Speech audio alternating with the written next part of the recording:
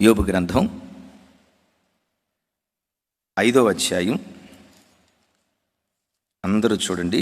యోబు గ్రంథం 5వ అధ్యాయం 6-7 వచనాలు. 6-7 వచనాలు. ఈ మాట భలే చక్కటి మాట. చూడండి, నాతో కలిసి అందరూ చెప్పండి. శ్రమ ధూళిలో నుండి పుట్టదు, బాధ భూమిలో నుండి మొలవదు. నిప్పు రవ్వలు పైకి ఎగురున్నట్లు నరులు శ్రమానుభవమునకే పుట్టుచున్నారు. చాలాసార్లు ఎవరైనా మనుషులు కష్టాల పాలైపోతే, బాధల్లో ఉంటే వాళ్ళని ఆదరించడానికి వెళ్ళేటప్పుడు మనం తప్పకుండా ఈ మాట వాడతాం. బాధ మనుషులు కాకపోతే చెప్పండి అమ్మా, ఇంకెవరికి వస్తాయా? ఇంకొక మాట కూడా అంటారు, బాధ మనకు కాకపోతే గొడ్డుకు వస్తాయా? అమ్మ పాములా? రైట్, నిజమే. బాధ మనుషులకు కాకపోతే మానులకు వస్తాయా అని అంటారు. యోబు భక్తుడు కూడా ఇక్కడ అదే మాట అంటాడు. బాధ భూమిలో నుంచి పుట్టదో. చూడండి ఆ మాట. యోబు గ్రంథం 5వ అధ్యాయం మనం చదువుకున్నటువంటి ఈ లేఖన భాగం. బాధ భూమిలో నుంచి పుట్టదు, శ్రమ ధూళిలో నుంచి మొలవదు. మరి ఈ బాధలు, శ్రమలు, దుఃఖాలు ఇవన్నీ ఎవరికి కలుగుతున్నాయి అంటే అక్కడ ఒక మాట అంటాడు, నిప్పు రవ్వలు పైకి ఎగురునట్లు నరులు శ్రమానుభవమునకే పుట్టుచున్నారు అంటాడు. అంటే మనుషులు ఎందుకు పుడుతున్నారంట? బైబిల్లో రాయబడిన మాట ఏంటంటే, నిప్పు రవ్వలు ఎప్పుడు పట టప్ టప్ అని పైకి ఎగురుతాయి కదా. నిప్పు రవ్వలు పైకి ఎగురుతాయి అనేది ఎంత వాస్తవమో, నరుడు పుట్టేది కూడా శ్రమానుభవానికే పుడుతున్నాడు అని అంటాడు. అంటే శ్రమ లేని నరుడంటూ భూమి మీద ఎవడు, బాధ అనుభవించని నరుడంటూ భూమి మీద ఎవడు? ఈ మాట చూడండి. ఎందుకు మనుషులు పుడుతున్నారంటే శ్రమానుభవానికి పుడుతున్నారంట. ఇప్పుడు ఒక బిడ్డ పుట్టడంతో మనం చాలా సంతోషపడతాం కదా. ఆ సంతోషంతో పాటు ఇంకొకటి కూడా అనుకోవాలా, వీడు బాధలు అనుభవించడానికే పుడుతున్నాడు రా నాయన అని కూడా ఆలోచించాలా. బర్త్డే కేక్ కట్ చేసేటప్పుడు ఎలా మనుషులు ఎందుకు పుడుతున్నారంట? ఈ బాధ లేకపోతే ఈ శ్రమ, ఈ కష్టం, దీని గురించి ఇదే యోబు భక్తుడు 14వ అధ్యాయం 1వ వచనంలో ఓ చక్కటి మాట అంటాడు. ఆ బాధ ఎన్ని రోజులు ఉంటుందో మనిషి తన 14:1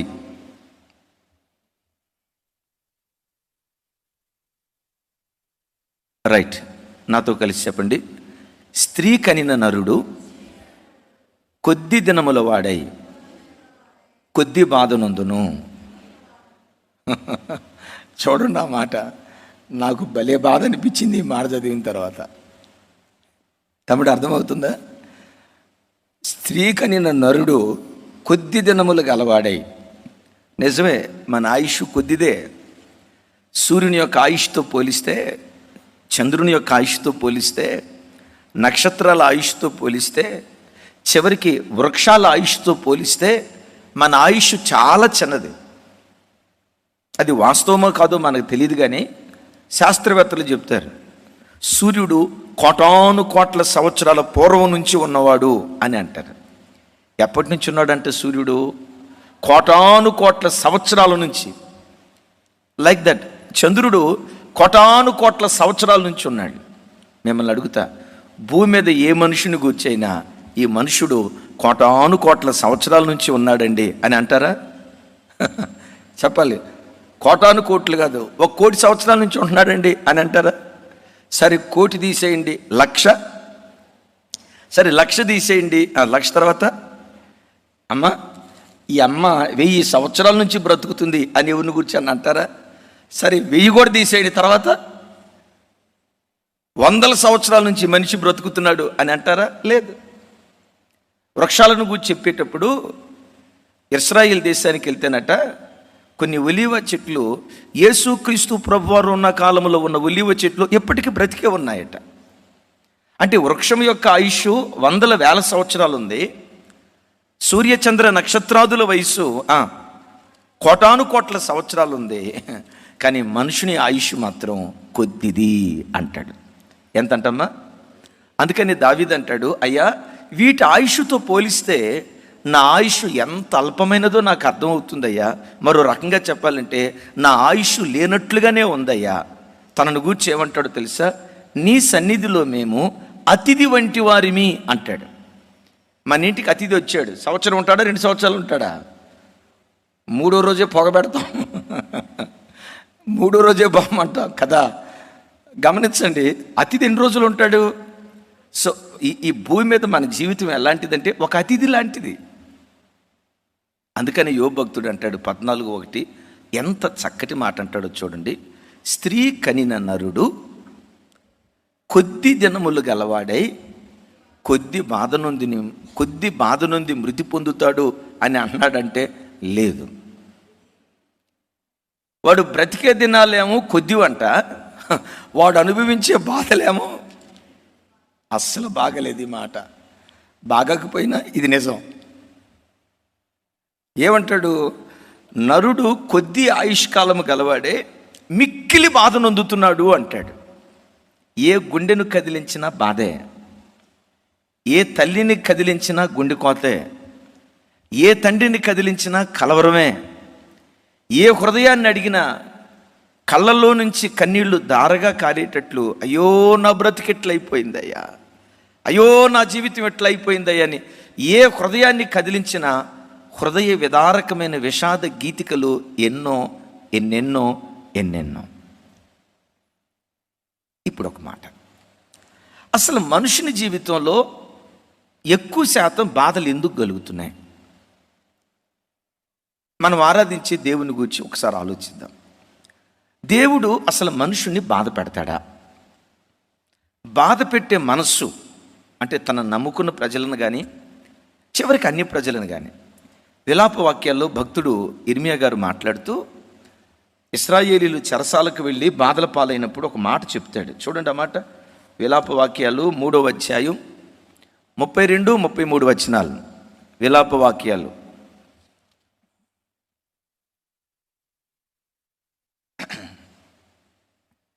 ఆయన బాధ పెట్టినను తన కృపా సమృద్ధిని బట్టి జాలిపడును. 33వ వచనం, అందరూ నాతో కలిసి. హృదయపూర్వకంగా ఆయన నరులకు విచారమునైనను బాధనైనను కలుగ చేయడు. ఇక్కడ ఈ మాట బాగా పట్టుకోండి. హృదయపూర్వకముగా ఆయన క్రైస్తవులకు అన్నాడా, నరులకు అన్నాడా? చెప్పాలి. నరులకు అన్నాడా, యూదులకు అన్నాడా? ఒక క్రైస్తవులకే కాదు, ఒక యూదులకే కాదు, యేసుప్రభు నమ్ముకున్న వాళ్ళకే కాదు, నమ్ముకున్న వాళ్ళకి కూడానట దేవుడు హృదయపూర్వకంగా ఎవ్వరికి బాధనైనా విచారాన్నైనా దేవుడు కలుగు చేయుడు అని దేవుని యొక్క వాక్యం స్పష్టంగా సెలవిస్తా ఉంది. ఇప్పుడు ఏ తల్లి అయినా తన బిడ్డను హృదయపూర్వకంగా కావాలని సావబాదిద్దా? ఏ తండ్రి అయినా, తమ్ముడా, అదిగా తమ్ముడు ఉన్నాడు, తమ్ముడు నర్సింగ్ అని మంచి సాఫ్ట్వేర్ ఇంజనీర్, వాళ్ళ బాబుకి ఆ మధ్య ఆరోగ్యం బాగకపోతే, తమ్ముడు హెల్త్ బాగాలేదు కదా, హెల్త్ బాగకపోతే పిచ్చోడు ఏడ్చినట్లుగా ఏడ్చాడు. డాడీ నాకు ఫోన్ చేసి, డాడీ నాన్న అంటాడు, డాడీ వాడు మంచి ఆరోగ్యంతో తిరిగి రావాలి, వాడికి ఏదైనా అయితే మేము బ్రతకలేం, వాడికి ఏదైనా జరగకూడదు జరిగితే నేను నా భార్య జీవించలేం, వాడికి మంచి ఆరోగ్యం ఇచ్చేటట్లుగా ప్రార్థన చేయండి డాడీ అని ఆ తమ్ముడు ఎన్నిసార్లు ఏడ్చుకుంటా ఫోన్ చేశాడో, కన్నీళ్లు గార్చాడో దేవునికి తెలుసు, నాకు తెలుసు. తన కడుపును పుట్టిన బిడ్డకి చిన్న బాధ కలిగితే తల్లి ఓర్చుకోగలిగిద్దా? తండ్రి ఓర్చుకోగలుగుతాడా? బిడ్డలారా, ఈ తల్లికి తండ్రికి ఇలాంటి మనసు ఎందుకుందో తెలుసా? ఈ మనసు దేవుని మనసు. యేసయ్య అంటాడు, చెడ్డవారైనటువంటి తండ్రులు తన పిల్లలకు మంచి చేయాలని ఆలోచిస్తూ ఉంటే పరలోకపు తండ్రి ఇంకెంత మంచి చేయాలనుకుంటాడు కదా. దేవునితో పోలిస్తే లోకంలో ఏ తండ్రి అయినా ఆయనతో పోలిస్తే చెడ్డవాడే. ఎందుకు? దేవునితో మన మంచితనాన్ని ఏనాడు మనం పోల్చుకోలేం కదా. అయితే లోకంలో ఉన్న తల్లిదండ్రులు చెడ్డవాళ్ళైనా తన పిల్లలకు మంచి ఈవులు ఇవ్వాలనుకుంటారు. తల్లికి పిల్లలకు ఉన్న బంధం ఏంటంటే, సామెత ఒకటి ఉంది, కూతురు వర్షంలో దడిస్తే తల్లికి జలుబు చేసిద్దంట. తెలుగులోనే చెప్పా. వర్షంలో దడిసిద్ది ఎవరు? జలుబు ఎవరికి రావాలా? ఎవరైతే వర్షంలో తడిసారో. ఇప్పుడు అమ్మ కూతురు అక్కడెక్కడి నుంచో ఏడ్చుకుంటా మమ్మీ అందనుకోండి, గొంతు పొరం పోయి ఏడ్చుకుంటా గొంతు వినపడిందేమో మనకు తెలియదు, కానీ నిజంగానే కూతురు ఏడ్చిందని ఈ అక్క కడవడ కన్నీళ్లు గారుస్తుంది. ఎందుకు చెప్పండి కదా? తల్లికి తన బిడ్డ మీద ఎందుకు అంత ప్రేమ ఉందో తెలుసా? మనం ఆరాధించే దేవుడు కూడా అంతకు మించిన ప్రేమ కలిగిన వాడని తెలియచేయటానికి ఓ తల్లి హృదయంలో, తండ్రి హృదయంలో అలాంటి మాతృప్రేమను దేవుడు కలుగు చేశాడు. వాక్యం ఉంటుంది, అతడు హైందవ సహోదరుడైన హృదయపూర్వకంగా ఏ నరుడికి దేవుడు బాధనైనా విచారాన్నైనా కలుగు చేయడట. మహమ్మదీయుడైనా, క్రైస్తవుడైనా, క్రైస్తవేతరుడైనా, బౌద్ధుడైనా, జైనుడైనా, మరొకటైనా చివరికి అసలు దేవుని అంగీకరించని, విన్నారు ఈ మాట, దేవునిని అంగీకరించని హేతువాదకుడికైనా హృదయపూర్వకంగా ఏ నరునికి కూడా బాధనైనా విచారాన్నైనా దేవుడు కలుగు చేయుడు. మరి హృదయపూర్వకంగా దేవుడు నరునికి బాధనైనా విచారాన్నైనా కలుగు చేయనప్పుడు, స్త్రీకి పుట్టిన నరుడు కొద్ది దినముల ఆయుష్ గలవాడై మిక్కిలి బాధను ఎందుకు పొందుతున్నాడు? సో ఎక్కువ శాతం మన బ్రతుకులో, మన జీవితంలో మనకు కలిగే బాధలు దేవుడిచ్చినవి కాదు. ఎందుకు అంటే, దేవుడు ఒక నరునికి హృదయపూర్వకంగా బాధనైనా విచారాన్నైనా కలుగు చేసేవాడు కాదు. ఎక్కువ శాతం మనుషుని జీవితంలో బాధలు కలగటానికి కలిగిన కారణాల్లో ఇదొక్కటే కారణం అని నేను చెప్పను. చాలా కారణాలు ఉన్నాయి. కొన్నిసార్లు యోబును దేవుడు పరీక్షించి బాధకు అప్పగించినట్లుగా దేవుడు నమ్ముకున్న బిడ్డలను పరీక్ష నిమిత్తం కొన్నిసార్లు బాధకు అప్పగిస్తాడు, అది వేరే. కానీ ఎక్కువ శాతం మనిషి తన బ్రతుకులో బాధల పాలవటానికి కారణం ఏంటంటే, కీర్తనకర్త ఒక చోట అంటాడు, చూడండి, బహు విలువైన మాట, 107వ కీర్తన, 107వ కీర్తన. అందరూ చూడండి ఆ మాట. 107వ కీర్తన. ఎస్,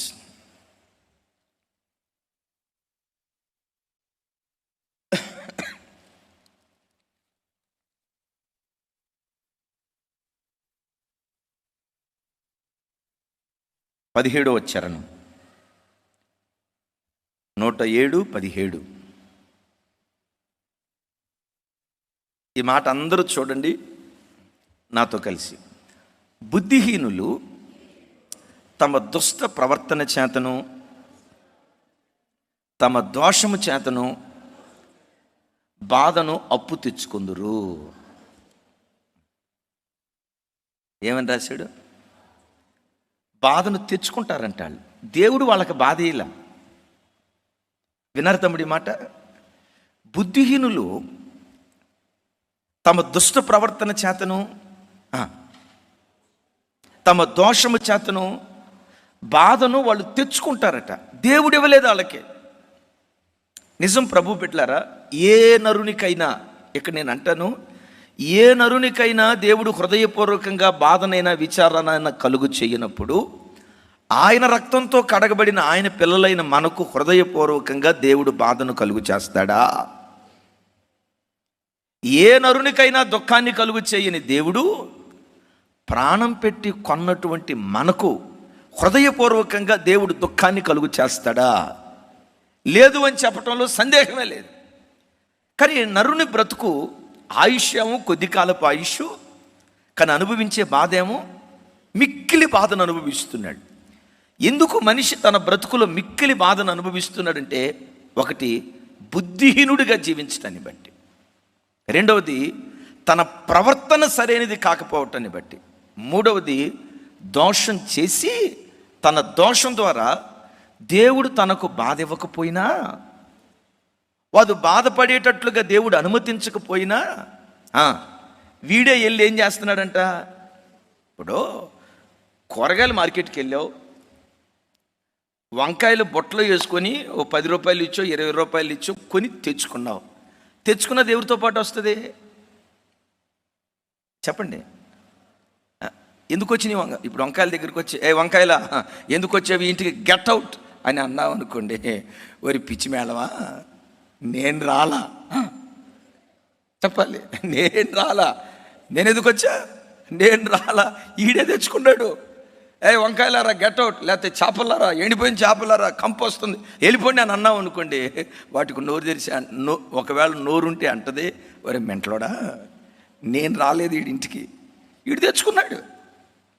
చాలాసార్లు నీ బుద్ధిహీనపు ప్రవర్తన, అమ్మా వింటున్నావా, నీ బుద్ధిహీనపు ప్రవర్తన, బుద్ధి లేని దానిగా, బుద్ధి లేని వాడిగా నువ్వు ప్రవర్తించిన ప్రవర్తన ఉందే, నీ బ్రతుకు బాధకు కారణమవుతుంది. ఒక తల్లి అంటది, సర్వశక్తుడు నన్ను చాలా బాధకు గురి చేశాడని సాగదీసి అంది. ఎవరా తల్లి చెప్పండి. బైబిల్లో ఒక తల్లి, సర్వశక్తుడు నన్ను చాలా బాధకు గురి తీశాడు, నన్ను కొంగదీశాడు అంటది. ఎవరమ్మా? మన పెద్దమ్మే, బయట ఏం కాదు అంటది. ఆయన సర్వశక్తుడంట. సర్వశక్తి గల దేవుడు బాధ కలుగు చేస్తాడా, సర్వశక్తి కలిగిన కార్యాలు చేస్తాడా? ఆ తల్లి అంట. చూడండి అన్నమాట. అందరూ చూడండి, రూతు గ్రంథం 1వ అధ్యాయం 21వ వచనం.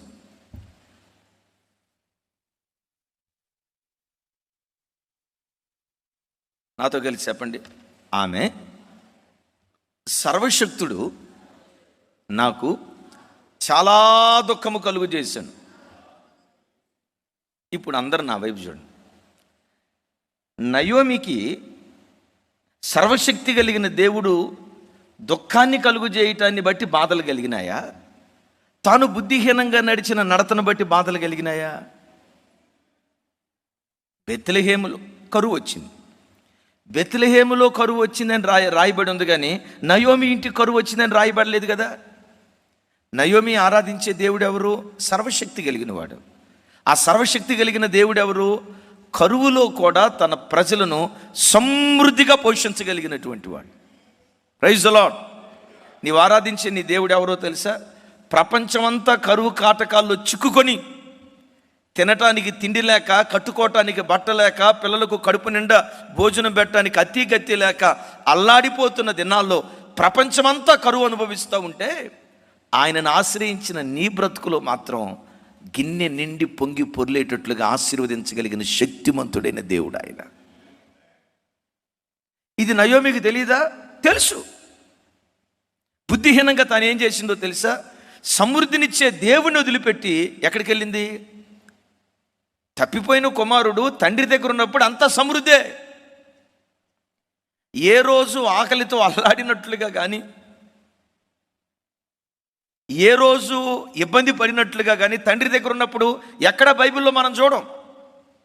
గమనించండి, తన తండ్రి దగ్గర ఉన్నప్పుడు అంతా సమృద్ధి.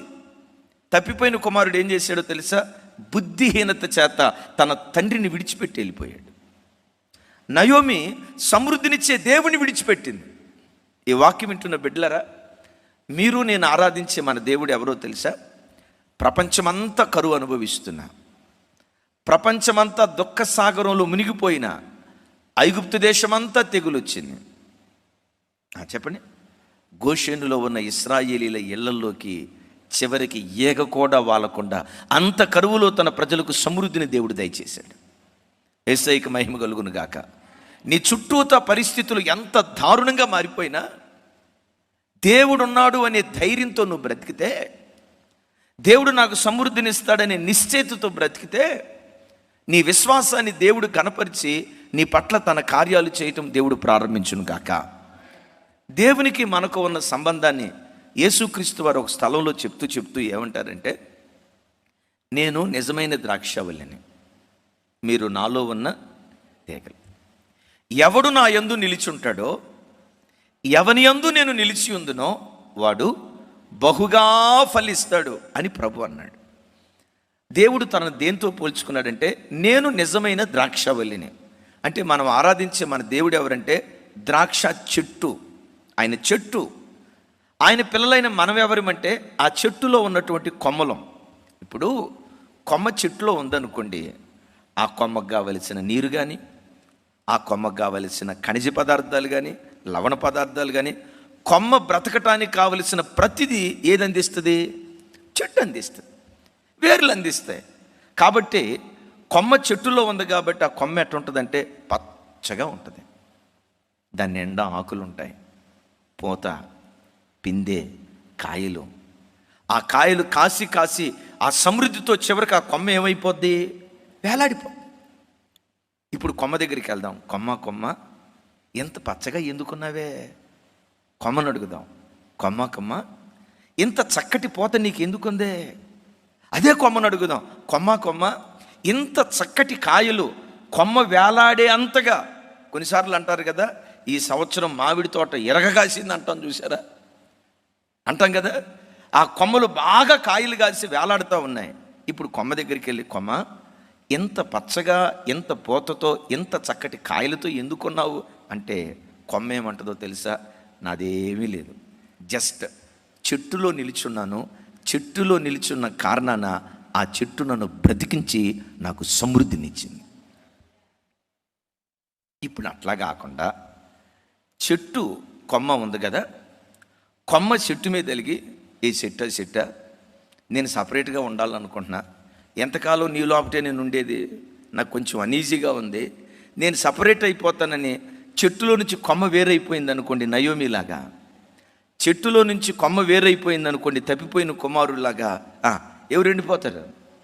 అమ్మా, అంతసేపు పచ్చగా ఉన్న కొమ్మ ఎండిపోయి, ఆకులు రాలిపోయి, పూతంతా రాలిపోయి, కాయలన్నీ నేలపాలైపోయి, ఇప్పుడు ఆ పచ్చటి కొమ్మ పొయ్యిలో పెట్టుకునే కర్రగా మారిపోతుంది.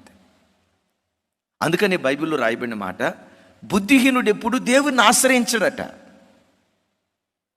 బుద్ధిహీనుడు తన బ్రతుకులో బాధను తెచ్చుకుంటాడు. ఎందుకంటే వాడు ఎప్పుడు తన స్వశక్తిని నమ్ముకుంటాడు కానీ, తన తెలివితేటలో తన సామర్థ్యాన్ని నమ్ముకుంటాడు కానీ, తన బ్రతుకులో దేవుని మీద ఆధారపడదాం అనే ఆలోచన వాడికి రాదు. వీడేమనుకుంటాడో తెలుసా? నాకే నేను సాఫ్ట్వేర్ ఇంజనీర్ని, నాకే ఎంటెక్ అయిపోయింది, నాకే 2-3 పిల్లలు ఉన్నారు, నాకే 2-3 ఇళ్ళు ఉన్నాయి, నాకే 5-6 ఎకరాల పొలం ఉంది అని చెప్పి దేవుని మీద ఆధారపడకుండా వీటి మీద ఎవరు ఆధారపడతారో వాడు బుద్ధిహీనుడు అని దేవుని వాక్యం ఉంటుంది. మనం ఆరాధించే మన దేవుడు ఎవరంటే ఆయన పచ్చటి చెట్టు. ఆయనలో నువ్వు నిలిచున్నావంటే నీకు కావలసిన ప్రతిదీ దేవుడు అనుగ్రహించునుగాక. బుద్ధిహీనుడు ఒకవైపున దేవుని ఆశ్రయించడు, రెండవది బుద్ధిహీనుడు బాధను తెచ్చుకుంటాడు అని రాసి ఉంది కదా. బుద్ధిహీనుడికి దుబారా అలవాటు ఉంటుంది ఎక్కువ. దుబారా అంటే జాగ్రత్త అనేది వాడి డిక్షనరీలో ఉండదు. అందుకని బైబిల్ ఒక చోట సామెతల గ్రంథంలో రాసి ఉంటుంది, చూడండి. సామెతలు 21వ అధ్యాయం 20వ వచనం.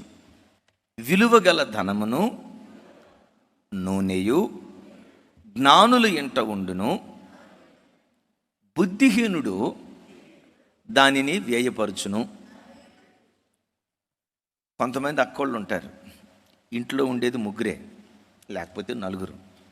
నెలకి ఎంత నూనె అయిద్దో తెలుసా? 10 కిలోల నూనె అయిద్ది. 10 కిలోల నూనె. ఇంట్లో ఉండేది 4. ఆ 4 ఉన్న ఇంట్లో నెలకొచ్చి 100 కిలోలు బియ్యం అయిపోతాయి. తినేది తక్కువ, చెత్త కుప్పలు వేసేది ఎక్కువ. ఇక గమనించండి, అక్క అట్ట ఉంటే ఇక ఆ ఇల్లు ఉంటుందండి.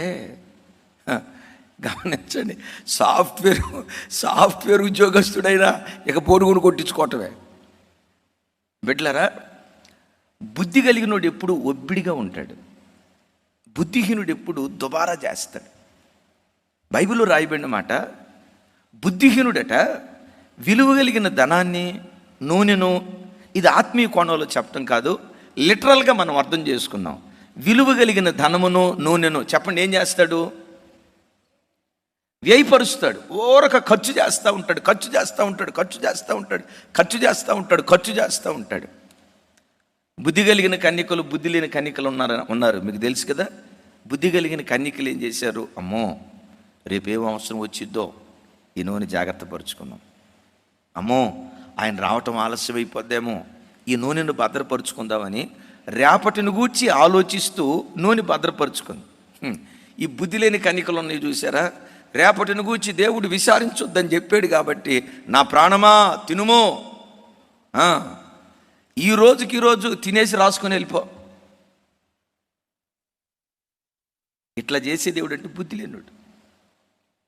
నీకు వచ్చే ఆదాయం ఎంత, నువ్వు పెట్టే ఖర్చు ఎంత. ఒక తమ్ముడు నా దగ్గరకు వచ్చి, అన్నా కొత్త సెల్ ఫోన్ కొనానన్నా గట్టిగా ప్రార్థన చేయండి అన్నా అన్నాడు. ఎందుకు అంత గట్టిగా ప్రార్థన చేయాలి, ఎంత ఫోన్ అన్నా, ఎంతన్నా జస్ట్ 30,000 అన్నా అన్నాడు.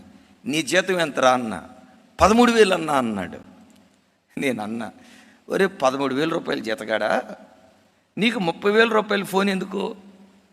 30,000 రూపాయలు పెట్టి ఫోన్ కొన్నావంటే ఎన్నెళ్ళు జీతం? ఎట్టా కొన్నావురంటే అంటాడు గీకేనన్నా. ఏంటి గీకింది? కార్డు గీకేనన్నా అన్నాడు. బిడ్లారా, వచ్చే రాబడి ఎంత, పెట్టే ఖర్చు ఎంత?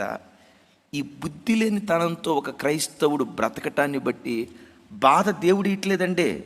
వాడు బుద్ధి లేని తనాన్ని బట్టి చెప్పండి దేవుడు బాధ లేదండి. అయ్యయ్యో దేవుడు బాధ ఇలా. దేవుడు ఎలాంటి గొప్పవాడంటే ఏ నరునికైనా, ఏమంటే క్రైస్తవుడికే కాదండి, ఇక్కడ అంటాడు ఏ నరునికైనా హృదయపూర్వకంగా బాధనైనా విచారాన్నైనా ఆయన కలుగు చేసే దేవుడు. మరి ఎందుకు కొంతమంది జీవితాల్లో బాధ కలుగుతుందో తెలుసా? కారణం ఏంటంటే విలువ కలిగిన ధనాన్ని, నూనెను వ్యయపరిచి రేపు భవిష్యత్తును గూర్చి ఆలోచించకుండా. ఒక తమ్ముడు ఉన్నాడు, భలే మంచోడు, నెలకు 70,000 రూపాయల జీతం. నెలకు 70,000 రూపాయల జీతం. 2-3 సార్లు వాళ్ళిద్దరు భార్యాభర్తల మీద గొడవైంది. నా దగ్గర పంచాయతీకి వచ్చారు. ఎందుకు వీళ్ళు గొడవైందా అని చెప్పి, చాలా మంచోడు ఆ తమ్ముడు, చాలా మంచోడు. ఆ చెల్లి కూడా చాలా మంచిది. కొన్నిసార్లు చూడండి మంచివాళ్ళ మధ్య గొడవ ఎక్కువ వస్తుంది. ఇది ఒక అద్భుతం. ఇద్దరు చాలా మంచివాళ్ళు, నాకు తెలుసు. ఎంత మంచివాళ్ళు వీళ్ళ మధ్య గొడవ ఏంట్రా అని చెప్పి, ఎందుకు వచ్చిందంటే ఆ తమ్ముడు చెప్తాడు, అన్నా ఈ మనిషి చెయ్యి అంత దుబారానన్న. ఇంట్లో 4 ఉంటాం, 8 మందికి సరిపడా అన్నం వండిద్దన్న.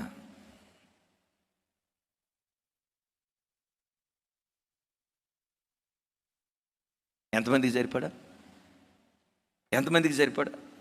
నేను చెప్తున్నా యేసయ్య 5 రొట్టెలు 2 చేపలు విరిచి పంచిపెట్టినప్పుడు అక్కడ అంటాడు, చిన్న రొట్టె ముక్క కూడా చెప్పాలి, చిన్న రొట్టె ముక్క కూడా నేల మీద పడొద్దు, వ్యర్థం చేయొద్దు, వేస్ట్ చేయొద్దు. దేవుడు నష్టం చేయటానికి ఒప్పుకునేవాడు కాదు. చిన్న రొట్టె ముక్క కూడా నేల మీద పడొద్దు, వ్యర్థం చేయొద్దు అని బైబిల్లో దేవుడు చెప్పాడు కదన్నా. అన్నా ఇంట్లో తినేది 4 అయితే ఆ కుక్కలకి పందులకి వేసేది ఎక్కువ అన్న. మాకెక్కడే గొడవ వస్తుందన్న, కొంతమంది చూడండి అది తినేటప్పుడు కూడా కుక్క తిండి, కొంతమందిది కుక్క తిండి అది తినేటప్పుడు, కొంతమందిది కోడి తిండి ఉంటుంది. కోడి ఉంటుంది చూసారా, పెటమని గింజను ఒకటి కొట్టిద్ది, ఇట్టంటది, మొత్తం గింజలన్నీ సెల్లాచెదురైపోతాయి. వాడు తిన్నాడంటే ఇక ప్లేట్ చుట్టూత చిన్నపాటి అండర్ గ్రౌండ్ డ్రైనేజ్ అయిపోవాల్సిందే. ప్లేట్ చుట్టూత చెత్త, తినేది ఇంత, చెత్తలో పడేసేది ఎక్కువ. బిడ్లరా, రూపాయి పొదుపుగా వాడుకోవటం నీకు జాత కాకపోతే బాధ దేవుడు నీకెవడో, నీవే కొని తెచ్చుకుంటావు. అట్లాగని పిసినారితనంతో ఉండమని కాదుండోయ్. పిసినారితనం వేరు, జాగ్రత్త వేరు. పిసినారితనం వేరు, జాగ్రత్త వేరు. సరే, ఇంతకేంటి తమ్ముడు అన్నయ్య, ఇక రోజు బియ్యం పోసేటప్పుడు నా దగ్గరికి వచ్చి ఎన్ని గ్లాసులు పోయమంటావు, కందిపప్పు ఎంత వేయమంటావు, ఉప్పు ఎంత వేయమంటావు నన్ను అడిగిద్దన్న. నేనా ఆడోడిని, అరే నువ్వు చేయాలి కదా అంటే, లేదు నేను ఏం చేసినా నువ్వు పెద్దానికి వంక పెడుతున్నావు. అరే వంక పెట్టడం ఎట్టయితే, ఇది దుబారా చేస్తున్నావు అని చెప్తున్నా, వేస్ట్ చేయొద్దని చెప్తున్నా. ఇప్పుడు అంటదన్నయ్య, సరే అట్టయితే నువ్వే వండుకో. అరే డ్యూటీకి వెళ్ళి మరలా నేను వంట ఉండేది ఏంటంటే, నేనేం చేసినా నువ్వు వంక పెడుతున్నా కాబట్టి నేను చేయనని చెప్పి మొఖం మాడిసిందంట. నేను కూర్చోబెట్టి చెప్పా, అమ్మా యేసయ్య చిన్న రొట్టె ముక్కను కూడా వృధా చేయొద్దన్నాడు, వృధా చేయొద్దన్నాడు. వృధాగా ఖర్చు పెట్టేవాడు బుద్ధిహీనుడు. ప్రైజ్ ది లార్డ్, గట్టిగా ప్రైజ్ ది లార్డ్. ఒకసారి నేను మా జీవితంలో జరిగింది చెప్తాను. మ్యాక్సిమం మేము మా సేవా ప్రారంభంలో ఫ్రిడ్జ్ లేని కాలంలో కూడా పొద్దుడిది మిగిలితే రాత్రికి తినేవాళ్ళం, రాత్రికి మిగిలితే తెల్లారిన తర్వాత తినేవాళ్ళం, తెల్లారిన తర్వాత కూడా మిగిలితే మధ్యాహ్నం తినేవాళ్ళం, మధ్యాహ్నం కూడా మిగిలితే రాత్రి కూడా తిన్నట్లుగా గుర్తుంది. కానీ చిన్న మెతుకు కూడా వేస్ట్ చేసినట్లుగా మాకు జ్ఞాపకం లేదు. యేసయ్యకి మహిమ కలుగును గాక. గట్టిగా చెప్తాం ఆమేన్. ఒకసారి మెదక్లో మీటింగ్స్ జరుగుతున్నాయి, కరెక్ట్గా మెదక్లో మీటింగ్స్ జరుగుతున్నాయి. సేవకుల చెల్లెలు అందరూ వెళ్ళిపోయారు, జార్జన్ వాళ్ళు అందరూ వెళ్ళిపోయారు. ఇక నేను అక్క మేమిద్దరమే ఉన్నాం. టవేరా కారు ఇక్కడే ఉంది. నాకు సడన్గా అనిపించింది ఇప్పుడు మనం ఇద్దరం టవేరా కారులో వెళ్ళాలంటే రాను బాను 1200 రూపాయలు డీజిల్ ఖర్చు అయితే, అదే బస్కి వెళ్తే 300 రూపాయలు అయిపోద్ది కదా అని చెప్పి కారు ఉండగా కారు ఇక్కడ పెట్టి, నాకు బాగా గుర్తు, కారు ఉండగా కారు ఇక్కడ పెట్టి బస్సు ఎక్కుదామని చెప్పి ఇక్కడ నుంచి ఎక్కడ సోరారం చౌరస్తాకి నడుచుకుంటా వెళ్ళాం. అర్ధగంట ఏ బస్సు రాలా, గంట ఏ బస్సు రాలా, గంటన్నర ఏ బస్సు రాలా, 2 గంటలు ఏ బస్సు రాలా. పక్కింటి వాళ్ళని ఏంటయ్యా బస్సు రాలేదు అంటే, ఈరోజు బస్సులు స్ట్రైక్ అండి అన్నాడు. అప్పుడు నేను అన్న, ప్రభా బస్సులు స్ట్రైక్ అయిపోయి అంటే, ప్రభా ఎట్లా వెళ్ళాలి మీటింగ్ అంటే, దేవుడు అంటాడు, రై నీ కారు ఇచ్చింది ఎందుకురా ప్రభా, డీజిల్ నోరు మీద పీసినారోడా, బయలుదేరు. కారు ఇచ్చి నేను నీకు డీజిల్ పోయినా ఎట్టాడి దరిద్రపు లెక్కలు వేయొద్దు, బయలుదేరో.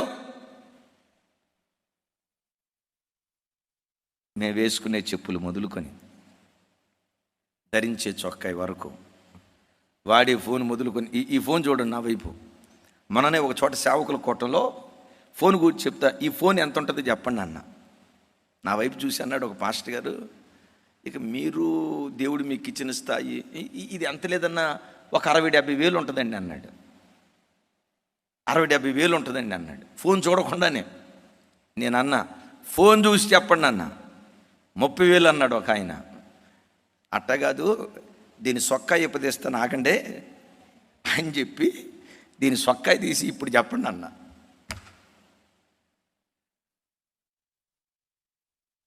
$15,000 ఉంటుందేమో అన్న అన్నారు. ఈ ఫోను 8,000 రూపాయలు.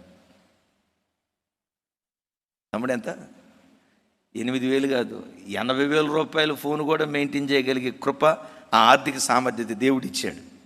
చేయనుగా. బుద్ధి కలిగిన వాడు రేపటిని గురించి ఆలోచిస్తాడు. దుబారా ఎవడిలో ఉంటుందో బిడ్లరా, వాడు బాధను కొని తెచ్చుకుంటాడు. దేవుడు బాధ ఇవ్వడు. చెప్పండి. ఏ నరునికైనా హృదయపూర్వకంగా దేవుడు బాధనైనా విచారానైనా కలుగు చేసేవాడు కాదు. మరి ఎందుకు మనిషి జీవితంలో ఎక్కువ శాతం బాధ కలుగుతుంది అంటాడు, బుద్ధిహీనుడు తన దుష్ట ప్రవర్తన చేతను దోషము చేతను బాధను తెచ్చుకుంటాడు అని రాసి ఉంటుంది. ఒకవైపు బుద్ధిహీనంగా బ్రతకటాన్ని బట్టి, రెండవది దుష్ట ప్రవర్తన. బిడ్లరా, నేను ఆరాధించే దేవుడు ఏ నరునికి బాధ కలుగు చేసేవాడు కాదు. ఇంకా ఆయన ఎలాంటి వాడంటే, ఆయన రక్తంతో కడగబడిన ఆయన పిల్లల విషయంలో ఆయన పిల్లలు సంతోషంగా ఉంటే ఆయన నవ్వుతాడు.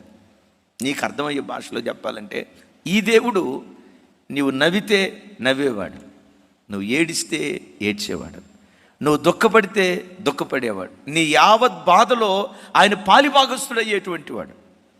అలాంటి గొప్ప దేవుడు ఆయన మనకు బాధ కలుగు చేయడు. ఎక్కువ శాతం మన జీవితంలో బాధ కలగటానికి కారణం ఏంటంటే అక్కడ అంటాడు దుష్ట ప్రవర్తన చేత అంటాడు. సంసోను మహా గొప్ప న్యాయాధిపతి. అతడు పుట్టక మునిపే దేవుని చేత ప్రవచించబడినవాడు. సంసోను న్యాయాధిపతిగా ఉంటాడని, ఫిలిష్తీయుల గుండెల్లో సింహస్వప్నంగా ఉంటాడని, అజేయమైన విజయాలు సాధిస్తాడని, అతని వంటి వీరుడు చరిత్ర పుటలో గతంలో ఎవరూ లేరని అతని గురించి ఎన్నో ప్రవచన వాక్కులు ఉన్నాయి. చెప్పినట్లుగానే ఆ ప్రవచన పురుషుడు పుట్టాడు. గమనించండి, సంసోను ఒక్కడు గాడిద ఎముక తీసుకొని 1000 మంది ఫిలిష్తీయులను హతమార్చాడు. ఏమండి, ఇది సినిమాలో సీన్ కాదు. సినిమాలోనైతే మాత్రం ఆడి హీరో బక్క చిక్కినోడు ఎట్టుంటాడు, గట్టిగా తోలితే ఎగిరిపోయేవాడు ఉన్నట్టుంటాడు. ఈ బక్క చిక్కిన హీరో 2000 మంది పైలవాళ్ళని ఇట్లా కొడితే ఒక దెబ్బకు 100 మంది చచ్చిపోయినట్టు చూపిస్తారు. ఇది సినిమా కాదు, రియల్ లైఫ్. ఒక్కడు 1000 మందిని గడగడలాడించాడు. నేనంట, ఇది నిజ జీవితంలో సాధ్యమేనా చెప్పండి? 1000 మందిని ఒక్కడు ఎదుర్కొని 1000 మందిని ఒక్కడు చంపటం ఇది నిజ జీవితంలో సాధ్యమేనా? నిజ జీవితంలో ఇది అసాధ్యం, కానీ దేవుడు సాధ్యపరిచాడు. అంత గొప్ప సంసోను ఇప్పుడు ఏమైపోయాడో తెలుసా? చేతులకు సంకెళ్ళు, కాళ్ళకు సంకెళ్ళు, తన 2 కనుగుడ్లు పెరికివేయబడి ఆ చెరసాలలో పప్పు రుబ్బే ఒక ఖైదీగా మారిపోయాడు. సంసోను ఈ బాధని కలగటానికి కారణం ఏంటి? అయ్యయ్యో, నువ్వు దేవుడిని తెలుసుకున్నవాడివి కదా, దేవుడు నీకు ఈ బాధ ఇచ్చాడా అని అంటే, సంసోనుకే గనక గమనించండి, సంసోన్నే గనక అడిగితే సంసోన్ ఏమంటాడు తెలుసా? అయ్యా, దేవుడు నా మాట అనొద్దయ్యా, ఈ బాధ దేవుడు నాకు కలుగు చేయలేదయ్యా, దేవుడు ఈ బాధ కలుగు చేస్తే నాకు ఈ బాధ రాలేదయ్యా, మరి ఎందుకు ఈ బాధను అనుభవిస్తున్నావు? నా దుష్ట ప్రవర్తనే నేను బాధను అనుభవించడానికి కారణమైందంటాడు. బిడ్డలారా చూడండి, కొన్నిసార్లు నీ బ్రతుకులో నీ చెడ్డ బుద్ధి, నీ చెడ్డ ప్రవర్తన, వావి వరసలు తప్పే నీ దుష్ట ప్రవర్తన, దేవునికి ఆయాసకరమైన దుష్టక్రియలు చేసి దేవుడు అంటాడు ఆ మద్యపానం వైపు వెళ్ళొద్దు అంటాడు. తాగి తాగి తాగి కుటుంబాన్ని దరిద్రుడిగా చేసి చివరికి ఏమంటారో తెలుసా? అయ్యో, వీళ్ళు దేవుడు నమ్ముకున్న బిడ్డలు కదండి, ఇంత పేదోళ్ళు ఎందుకు అయ్యారండి? ఆడు తాగుబోతాను. దేవుడు ఆ ఇంటిని పేదవాళ్ళని చేయలేదండి. బాగా ఈ మాట వినండి. నేను ఒక కుటుంబాన్ని ఎరుగుదును. ఈ వివరాలన్నీ నేను చెప్పడానికి ఇష్టపడలేదు, కానీ నేను చూసినంత వరకు ఆ భార్య భర్తలంతా అందగాళ్ళు, అందగత్తులు నా జీవితంలో నేను ఎక్కడ చూడలే. మేడ్ ఫర్ ఈచ్ అదర్ అంటారు చూసారా? మంచి ఎత్తరి భర్త, బహు అందగాడు. తాను ఎంత గొప్ప అందగాడో తన భార్య కూడా అంతే ఎత్తు, అంతే రంగు. అసలు ఆ రోజులో ఆ తల్లిని, ఆ తండ్రిని ఇద్దరిని చూసి సినీ హీరో హీరోయిన్ వీళ్ళ ముందు దిగదొడుపు. వీళ్ళు మేకప్ వేసుకుంటే సినీ హీరోలు అందంగా కనపడతారు, మేకప్ లేక ఎంత అందంగా ఉన్నారో కదనని ఆ ఊరిలో ప్రజలంతా వాళ్ళను గూర్చి బహుఘనంగా చెప్పుకునేవాళ్ళు. వింటున్నారు ఈ మాట? అలాంటి పెయిర్, అలాంటి జంటని ఓ రకంగా నా జీవితంలో నేను ఎక్కడా చూడలా. మీరు నా వైపు అదో రకంగా ఏం చూడొద్దు అన్న, అంటే మా జంట బాగాలేదా అని నన్ను అడగొద్దే. నేను చెప్పే మాట ఏంటంటే, వాళ్ళ జంట అంత అద్భుతంగా ఉండేది, అంత అద్భుతంగా ఉండేది. ఆయన ఆర్ఎంపీ డాక్టర్, డబ్బు సంపాదించేవాడు, డబ్బు పెరిగింది, మెల్లిగా తాగుడికి అలవాటు పడిపోయాడు. అసలు మంచి కుటుంబం, 5 పిల్లలు, 2 కొడుకులు, 3 కూతుళ్ళు. ఎప్పుడైతే డబ్బు వస్తూ ఉందో మెల్లిగా తాగుడికి అలవాటు పడిపోయాడు. తాగి ఆ క్లినిక్లోనే 1 రోజు 2 రోజులు తాగి అక్కడే పండుకొని ఇంటికి రాకుండా 1 సంవత్సరంన్నర పాటు అట్లా కుటుంబాన్ని నిర్లక్ష్యం చేశాడు. ఇంటి ఆవిడ ఏం చేసిందో తెలుసా? సరే, భర్త దారి తప్పాడు, భర్త దారి తప్పితే నా పిల్లలకు భవిష్యత్తుని ఇవ్వటానికి నేనైనా నిలవబడాలి. భర్త త్రాగుబోతుగా జీవిస్తూ ఉంటే నేనైనా నా కుటుంబానికి నిలవబడి నా కుటుంబాన్ని నిలవబెట్టుకోవాలి అనే ఆలోచన లేకుండా భర్త ఎట్లా త్రాగుడికి అలవాటు పడ్డాడో ఈ భార్య అక్రమ సంబంధానికి అలవాటు పడిపోయింది. వాళ్ళ మధ్య వివాదాలు పెరిగాయి. చివరికి ఇద్దరికి డివోర్స్, విడాకులు అయిపోయినాయి. ఆ 5 పిల్లల్లో 2 కూతుర్లు ఎయిడ్స్ రోగంతో చచ్చిపోయారు. ఒకే ఒక కూతురు బ్రతికుంది. 2 కొడుకులు. ఆ 2 కొడుకులు లారీ క్లీనర్లుగా ఉద్యోగం కాదు, లారీ క్లీనర్లుగా పని చేసుకుంటున్నారు. వాళ్ళలో ఒకడు లారీ డ్రైవర్ అయ్యాడట. ఎందుకు ఈ కుటుంబం నెట్ట నిలువున కూలిపోయింది? దుష్ట ప్రవర్తన. నేను ఎరిగిన ఒక 3 ఆర్ఎంపీ డాక్టర్లు ఉన్నారు విజయవాడలో. విజయ్ కుమార్ అన్నని, అదే విజయవాడలో యేసుబాబు అన్నని, 2 ఆర్ఎంపీ డాక్టర్లు. వాళ్ళిద్దరూ మన చర్చికి వచ్చి లాస్ట్ టైం 2 పర్యాయాలు మన మధ్యలో పాటలు పాడారు. విజయవాడ వాళ్ళిద్దరూ ఆర్ఎంపీ డాక్టర్లు. వాళ్ళకిచ్చిన పిల్లలు ఏ స్థితికి వెళ్ళారో తెలుసా? ఎంబీబీఎస్ డాక్టర్లు అయ్యారు. ఈరోజు వాళ్ళ బాబు ఎంఎస్కి అంటే పీజీ కోసం నీట్ పీజీ సెట్ రాస్తున్నాడు. మార్నింగ్ వెళ్ళేటప్పుడు ప్రార్థన చేయించుకుని వెళ్ళాడు. తండ్రి ఆర్ఎంపీ, వాళ్ళ కొడుకులు ఎంఎస్లు అయ్యారు. నిన్న నేను భోగాపురం అనే ప్రాంతంలో ఉన్నానని చెప్పే కదా, దానికి దగ్గరలో తగరపు వలస అని ఒక ఊరు ఉంది. తగరపు వలస. ఆ తగరపు వలసలో సలోమి అనే ఒక సిస్టర్, తన భర్త, వాళ్ళు క్రమం తప్పకుండా మన లైవ్ చూసేవాళ్ళు. మేము అక్కడికి వెళ్తే వాళ్ళు అక్కడికి వచ్చారు. గడిచిన దినాల్లో నీట్ ఎగ్జామ్ రాసే వాళ్ళ కొరకు మనం అందరం ప్రార్థన చేశాం. అద్భుతం ఏంటంటే ఆ తండ్రి ఆర్ఎంపీ డాక్టర్. ఇప్పుడు వాళ్ళ పాప విజయవాడ సిద్ధార్థ కాలేజీలో ఎంబీబీఎస్ డాక్టర్గా ఫస్ట్ ఇయర్ చదువుతుంది. క్రైస్తవ కుటుంబాలంటే ఎట్లా ఉండాలి? తరం తర్వాత తరం ఆశీర్వాదం రెట్టింపు చేయబడాలి.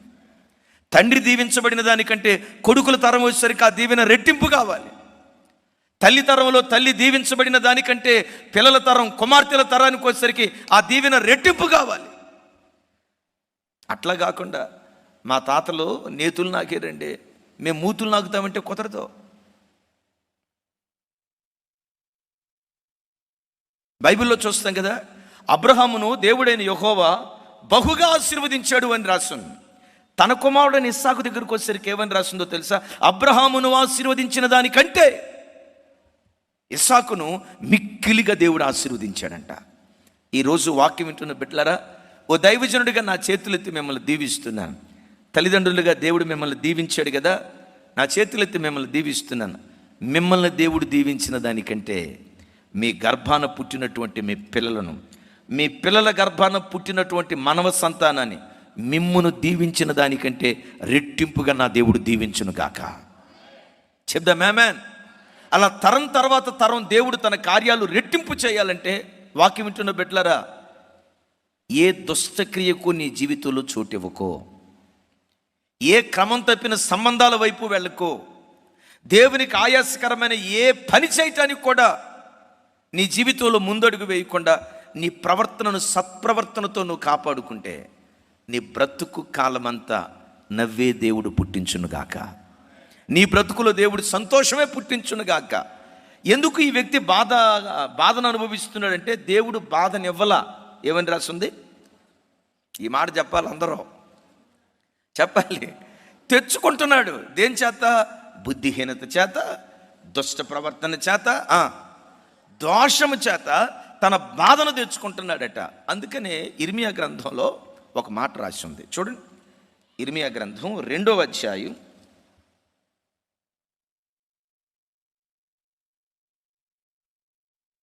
19వ వచనం. 2:19. ఇర్మియా గ్రంథం 2వ అధ్యాయం. నాతో కలిసి మాట చెప్పండి. నీ దేవుడైన యెహోవాను విసర్జించుటయు, నీకు నా ఎడల భయభక్తులు లేకుండుటయు, బాధకును శ్రమకును కారణమగునని నీవు తెలుసుకొని గ్రహించున్నట్లు నీ చెడుతనము నిన్ను శిక్షించును. నీవు చేసిన ద్రోహము నిన్ను గద్దించునని ప్రభువును సైన్యములకు అధిపతి యెహోవా సెలవిచ్చుచున్నాడు. ఒకవేళ మీ దగ్గర పెన్ను ఉంటే ఆ మాట టిక్ చేసుకుని తమ్ముడు.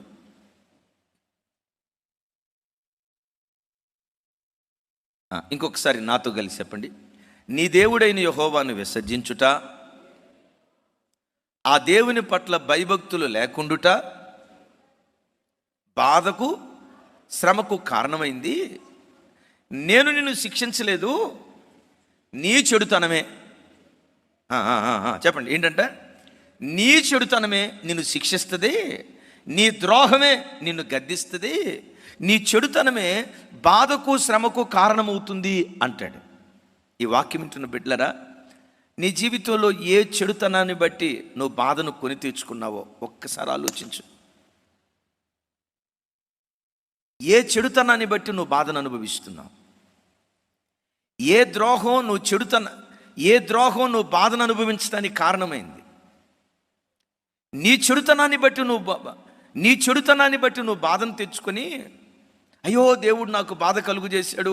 యాకోబు భక్తుడు అంటాడు కదా, ప్రతివాడు తన స్వకీయమైన దురాశల చేత ఎలవబడి మర్రుగొల్పబడిన వాడే శోధించబడుతున్నాడు, దేవుడు ఆ వ్యక్తికి శోధన ఇవ్వలేదు అంటాడు. ఒకవేళ ఈ వాక్యం వింటున్న నీ బ్రతుకులో ఇదే కారణం అని నేను చెప్పను, కానీ నీ చెడుతనమే నువ్వు శిక్షణ అనుభవించడానికి కారణమైందేమో, నీ దుష్ట ప్రవర్తనే నువ్వు బాధను అనుభవించడానికి కారణమవుతుందేమో, నీ దుష్ట ప్రవర్తనే నువ్వు శ్రమలు అనుభవించడానికి కారణమైందేమో. ఈ వాక్యం వింటున్న దేవుని బిడ్డ, ఏ దుష్ట ప్రవర్తన నేను బాధలు బాలు చేసిందో ఒకసారి ఆలోచించు. ఏ చెడుతనం నేను శిక్షిస్తుందో ఒకసారి ఆలోచించు. ఇశ్రాయేలు ప్రజల జీవితాల్లో బైబిల్లో మనం చూస్తాం కదా, దేవుడైన యెహోవా ఎదుట వాళ్ళు దోషం చేయటాన్ని బట్టి 7 సంవత్సరాల పాటు వారు పండించిన పంట కోతకు రాబోయే ఆఖరి క్షణాల్లో మిద్యానీయులు వచ్చి దోచుకొని వెళ్ళిపోతున్నారట. గమనించండి, పొలం దున్నారు, విత్తనం వేశారు, మొలకెత్తింది, ఎరు వేశారు, గడ్డి పెరికారు, బలం ముందు వేశారు, ఆ విత్తనాలు బాగా మొలకెత్తి ఇక కాపు దశకు వచ్చాయి. రైతు అనుకున్నాడు, అమ్మయ్యా ఈ సంవత్సరం ఎంత లేదైనా ఎకరానికి వచ్చేసరికి 100 బస్తాలు వస్తాయి, 10 ఎకరాలు ఉన్నాయి, 1000 బస్తాలు మన ఇంటికి వస్తాయి, అమ్మయ్యా నా కష్టం తీరిపోయింది అని అనుకునే లోపు రాత్రికి రాత్రి ఏం జరిగిందో తెలుసా? మిద్యానీయులు వచ్చారు, పంట అంతా దోచుకుని వెళ్ళిపోయారు. గమనించండి, ఒక వ్యవసాయకుడు 6 నెలల పాటు ఎదురు చూసిన పంట రాత్రికి రాత్రి మాయమైతే ఆ బాధ వర్ణనాతీతం కాదా? ఇలా జరిగింది 1 సంవత్సరం కాదు సుమి, 7 సంవత్సరాల పాటు. ఇక పంట చేతికొచ్చింది, కోసుకొని ధాన్యం ఇంటికి తెచ్చుకుందాం అని అనుకునే లోపు రాత్రికి రాత్రి మిద్యానీయుడు రావటం, పంట దోచుకొని వెళ్ళిపోవటం. బైబిల్లో రాయబడిన మాట ఏంటో తెలుసా? ఇశ్రాయేలీలు తమ దోషమును బట్టి మిక్కిలి హీన దశకు చేరారట. నాతో కలిసి ఈ మాట చెప్పండి. ఇశ్రాయేలీలు తమ దోషమును బట్టి మిక్కిలి హీన దశకు చేరారట. సోదరులరా, నీ బ్రతుకు మిక్కిలి హీన దశకు చేరటానికి తమ్ముడు నా వైపు చూడు. అమ్మా, నీ ఇల్లు మిక్కిలి హీన దశకు చేరటానికి నీ ఇంటిలో ఉన్న దోషమే దీనికి కారణమేమో జాగ్రత్త. నీ భర్త చేస్తున్న దోషభరితమైన కార్యాలే దానికి కారణమేమో జాగ్రత్త. నీ యవన బిడ్డలు చేస్తున్న దోషమే దానికి కారణమేమో జాగ్రత్త. ఇశ్రాయేలీలు దోషం చేయటాన్ని బట్టి మిక్కిలి చెప్పండి, హీనదశ అంటే పర్వాలా అంటాడు. అదిగో చూడండి, మిక్కిలి హీనదశకు ప్రక్కన పెడతాముడు. ఈ మాట వింటున్న బిడ్డలారా, నీ బ్రతుకులో కూడా హీనదశకు చేరేవేమో. పిల్లల చదువులు హీనదశకు వచ్చాయేమో, ఆర్థిక పరిస్థితులు హీనదశకు వచ్చాయేమో, శరీరంలో ఆరోగ్యం మిక్కిలి హీనదశకు వచ్చిందేమో, పిల్లల భవిష్యత్తు వాళ్ళేదో గొప్పవాళ్ళు అవుతారని 20 సంవత్సరాలు కలలుగంటూ వాళ్ళు పెంచితే ఈరోజు వాళ్ళు నిష్ప్రయోజకులై, వాడికి ఏ అవసరం వచ్చినా మమ్మీ ఒక 500 ఇవ్వు, డాడీ ఒక 100 రూపాయలు ఇవ్వు పెట్రోల్ కోసమని ఈరోజు కూడా 25 సంవత్సరాల వయసులో నీ కొడుకు నిన్ను అడిగే స్థితిలోకే ఉన్నాడేమో. పిల్లల భవిష్యత్తు ఒకవేళ మిక్కిలి హీనదశకు వచ్చిందేమో ఆలోచించు. ఇశ్రాయేలీలు మిక్కిలి హీనదశకు రావటానికి కారణం వాళ్ళు దోషులుగా బ్రతికారట. ఈ వాక్యం వింటున్న బిడ్డ, నీ దోషమే నిన్ను హీనదశకు తీసుకొచ్చిందేమో ఒకసారి ఆలోచించు. నీ ఇంటి వారి దోషమే నిన్ను హీనదశకు తీసుకొచ్చిందేమో ఒకసారి ఆలోచించు. అవునయ్యా, నా బుద్ధిహీనతే నేను బాధలు అనుభవించడానికి కారణం, నా దుష్ట ప్రవర్తనే నేను బాధలు అనుభవించడానికి కారణం, నా దోషమే నన్ను బాధకు గురి చేసింది. మరి ఇప్పుడు నేనేం చేయాలి? ఈ బాధలో నుంచి నేను బయటపడాలంటే ఏం చేస్తే దేవుడు నన్ను విడిపిస్తాడు? ఈ ఇశ్రాయేలీయుల దగ్గరే చిన్న ఇందాక చూయించిన మాట చూయించు. న్యాయాధిపతుల గ్రంథం, నాతో కలిసి మాట చెప్పండి. మిక్కిలి హీనదశకు వచ్చినప్పుడు వారు యెహోవాకు ఏమని మొరపెట్టుంటారు? అమ్మ, 2 రకాలుగా ప్రార్థన చేస్తుంటారు. దేవా, మేము దోషులు నాయన, మా దోషమే మమ్మల్ని ఈ స్థితికి తీసుకొచ్చింది, ఈ దోషం నుంచి బయటికి తీసుకురాయా. రెండవది, మేము అనుభవిస్తున్న బాధల నుంచి మాకు విడుదల దయచేయ్యా. ఈరోజు ఈ వాక్యం వింటున్న నీ బ్రతుకులో కూడా ఇలాంటి ప్రార్థన ఈరోజు నువ్వు చేయగలిగితే నువ్వు ధన్యుడివి, ధన్యుడివి, ధన్యుడి.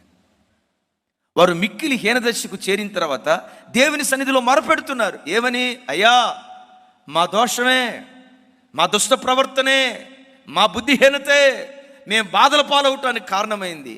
మా దుష్ట ప్రవర్తనను క్షమించయ్యా, ఈ దుష్ట ప్రవర్తన నుంచి విడుదలివయ్యా అని దేవుని సన్నిధిలో ఇశ్రాయేలీయులు మొరపెట్టినట్లుగా ఈరోజు నువ్వు మొరపెట్టగలిగితే, నీ తప్పును దిద్దుకొని ప్రభు తట్టు నువ్వు తిరగగలిగితే, నీ దోషభరితమైన జీవితాన్ని తెంచుకొని ప్రభా నీ కొరకు నేను బ్రతుకుతానని దేవుని సన్నిధిలో దేవుని కొరకు నువ్వు నిలవబడితే, నీ మొర దేవుడు విని ఆయన ఏం చేస్తాడో 2 మాటలు టకమని చూయించి ఇక మనం ప్రార్థనలోకి వెళ్దాం.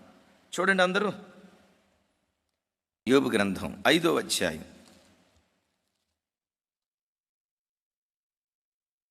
యోబు గ్రంథం 5వ అధ్యాయం 19వ వచనం చూడండి. 18, 19 వచనాలు. తమ్ముడు 18 కూడా చూపించు. రైట్. ఆయన గాయపరిచి గాయములు కట్టును, ఆయన గాయములు చేయును, ఆయన చేతులే స్వస్థపరచును, 6 బాధలలో నుండి ఆయన నిన్ను విడిపించును, 7 బాధలు కలిగిన 70 బాధలు కలిగిన వాటన్నిటిలో నుంచి దేవుడు తప్పిస్తాడు. Praise the lord. ఇంకొక మాట మీకు జ్ఞాపకం చేస్తాను. చూడండి, ఆదికాండం, యోసేపు జీవితంలో ఓ చక్కటి మాట మనం చూస్తాం. చూడండి, 41వ అధ్యాయం 52వ వచనం. 41, 52.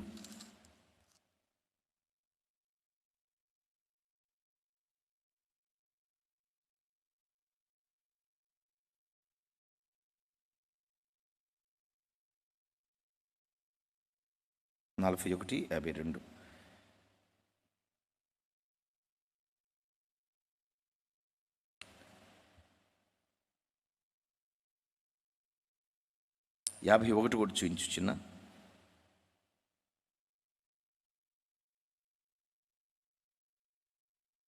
రైట్. అప్పుడు యోసేపు, దేవుడు నా సమస్త బాధను, నా తండ్రి ఇంటి వారిని అందరినీ నేను మర్చిపోవునట్లు చేసినని చెప్పి తన జ్యేష్ఠ కుమారునికి మనష్షే అని పేరు పెట్టెను. తరువాత అతడు, నాకు బాధ కలిగిన దేశమందు దేవుడు నన్ను అభివృద్ధి పొందించినని చెప్పి 2వ వానికి ఎఫ్రాయిము అని పేరు పెట్టెను. ఈ దేవుడు ఎవరంటే, నీకు ఎన్ని బాధలు కలిగినా అవి 6, 7, 70 అప్రస్తుతం. ఎన్ని బాధలు కలిగినా నీవు ఆయన సన్నిధిలో మొరపెడితే వాటన్నిటిలో నుంచి దేవుడు తప్పిస్తాడు. ఎన్ని బాధలు కలిగినా వాటన్నిటిలో నుంచి తప్పిస్తాడు. వాటన్నిటిలో నుంచి తప్పించడమే కాదు, ఈ దేవుడు ఎవరో తెలుసా? బాధ నొందిన దేశమందే నిన్ను అభివృద్ధి పొందింప చేయటం దేవుడు ప్రారంభిస్తాడు. యోసేపు ఇక్కడ అంటాడు, ఏ దేశంలో నేను బాధను అనుభవించాను, ఏ దేశంలో నేను శ్రమ అనుభవించాను, ఏ దేశంలో నేను కష్టాన్ని అనుభవించాను, ఏ దేశంలో నేను వేదన అనుభవించాను, బాధను అనుభవించిన చోటే దేవుడు నన్ను భాగ్యవంతుని చేసి బాధ నొందిన చోటే దేవుడు నన్ను అభివృద్ధి పరిచాడు అంటాడు. ఈ మాట వింటున్న బిడ్డలారా, నీ జీవితంలో నీవు ఆరాధించే నీ దేవుడు ఎక్కడైతే నువ్వు బాధ అనుభవిస్తావో, అమ్మో ఈ ఉద్యోగ స్థలంలో నాకు బాధ ఎక్కువైపోతుంది, ఇక్కడ నేను ఉద్యోగం చేయలేను అని ఇంకొక ఉద్యోగాన్ని వెతుక్కోకు. నీ దేవుడు ఎవరో తెలుసా? ఏ ఉద్యోగ స్థలములో అధికారుల చేత నువ్వు బాధను అనుభవిస్తున్నావో అక్కడే దేవుడు నిన్ను అభివృద్ధి చేస్తాడు. నమ్ము ఈ మాట. అమ్మో ఈ ఇంట్లో టార్చర్ నేను భరించలేకపోతున్నాను, నా అత్త పెట్టే టార్చర్ నేను భరించలేకపోతున్నాను, లేకపోతే నా భర్త పెట్టే టార్చర్ నేను భరించలేకపోతున్నాను, అమ్మో ఈ ఇంట్లో నేను కాపురం చేయను అని ఆ ఇంట్లో ఉన్న బంధాన్ని తెంచుకొని వెళ్ళటానికి నువ్వు ప్రయత్నం చేయకు. నీ దేవుడు ఎవరో తెలుసా? ఏ భర్త ఇంటిలో బాధను అనుభవించావో అదే భర్త ఇంట నిన్ను భాగ్యవంతురాలిగా దేవుడు మారుస్తాడు. ఏ ఇంట్లో ఏడ్చావో, ఏ ఇంటిలో బాధ అనుభవించావో, ఏ ఉద్యోగ స్థలంలో శ్రమను అనుభవించావో, ఏ బంధువుల మధ్యలో అవమానపడ్డావో, ఏ స్థలములో తలదించుకున్నావో, నీ దేవుడు ఎవరో తెలుసా? తలదించుకున్న చోటే నీ తల పైకెత్తే దేవుడై ఉన్నాడు. Praise the lord. ఒకవేళ నీ బ్రతుకులో నీ దుష్ట ప్రవర్తన చేత బాధల పాలైతే, నీ బుద్ధిహీనత చేత బాధల పాలైతే, నీ దోషము చేత నువ్వు బాధల పాలైతే, ఆ దోషాన్ని దుష్ప్రవర్తనను దిద్దుకొని దేవుని సన్నిధిలో పశ్చాత్తాపడి ప్రభు తట్టు తిరుగుదుంగాక, వాటన్నిటిలో నుంచి దేవుడు విడిపించునుగాక.